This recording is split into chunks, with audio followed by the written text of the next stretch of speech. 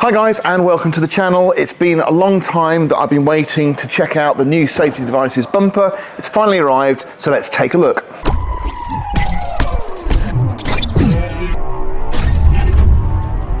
So this is the new bumper from Safety Devices. It's a very iconic design. It's something that's sort of similar to some of the other things that are out there, but generally they tend to be sort of lightweight, high clearance versions from the likes of Bowler and AliSport. Now this is made out of 3mm steel. It's powder coated. The finish of it's really nice, and I've got to say the welding, the detail, attention to detail is excellent. But this bumper with tax is just shy of £1,000. And quite frankly, I'm just struggling to get my head around that because you can't use it for winching. It's not a winch bumper. It's purely a bumper for slightly better clearance and really for aesthetic looks. Now, if you wanted your vehicle to look like, I don't know, an armoured truck, this is definitely the look to go for. It's unfortunate we're not showing it in its best light on our vehicle because it's in a bit of a state at the moment. It's not been painted, but you can get an idea of the look, and I'll throw a few pictures online now, the promotional pictures that they've done, so you can see it's kind of in fitting, in keeping with the James Bond 007 Spectre style sort of trucks. It is very aggressive, it's very dark, it's very moody, and it does do the job. But just what are you getting for that £1,000? Now, yes, I have got better clearance at the front here for my approach angle. I've also got a better approach angle because I've got that slope. And if you combine the bumper with their sump guard or their front steering guard, it actually flows through seamlessly and gives you a really nice sort of gliding plate, if you like, for off-road. They've used 3mm steel, which is good enough, and it's probably what most bumpers are made of. But for instance, I'm running a galvanized military bumper on there, and that's got thicker steel and it's more construction there, and it's actually a lot heavier. So I don't think this is as strong as it might appear.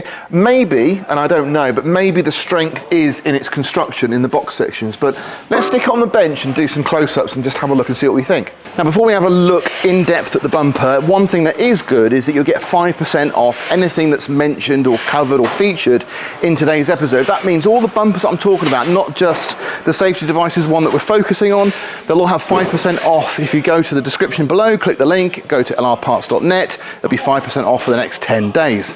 Now, I'm not trying to diss somebody else's product. I'm just trying to give you guys an honest opinion, because at the end of the day, you know, if you put your name and your face on YouTube and you start reviewing products, unless you do a proper job, people just aren't going to bother watching. The finish is brilliant, the powder coating is excellent, but don't forget this is going to be right at the front of your vehicle. So it is steel, one chip, and you're going to start to rust, so you have got that to bear in mind. The design of it I like, but little details like the Safety Devices International logo here, it's been CNC cut into the metal.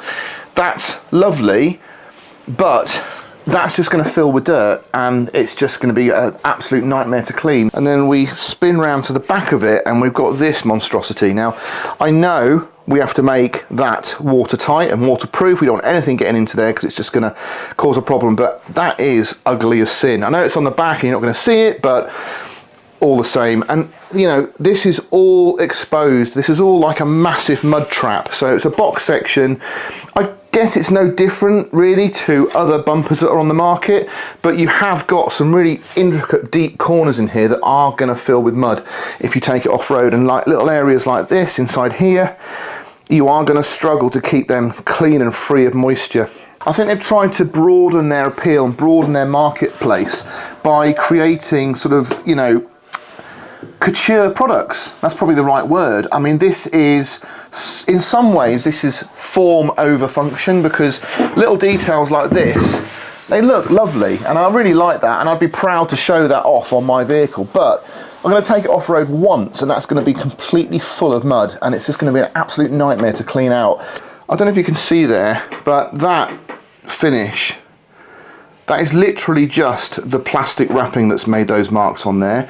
Now, whether it's been wrapped before it's actually cured properly, the paint, or whether that's going to come out, I don't know. It doesn't look like it's going to come out, so that isn't the kind of finish you'd want on your bumper out of the box. and it's just so damn massive, and you can't do anything with it. You can't put a winch on it, nothing.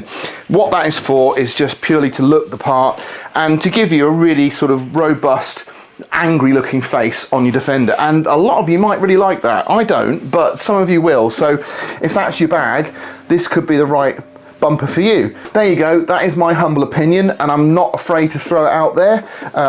It's only my opinion. You can go and see some reviews elsewhere if you want and see what they say, but for my money, I would definitely go for something different. I think the Ali Sport and the Bowler bumpers do the same job, and they look great. They are lightweight, which is possibly a slight problem, but I think Terrafirma do one of these raised ground clearance bumpers as well, and if they do, it's certainly not going to be anywhere near this sort of price. So I think Terrafirma is probably your best bet to go to if you're looking for this style of bumper and you want to get better value for money.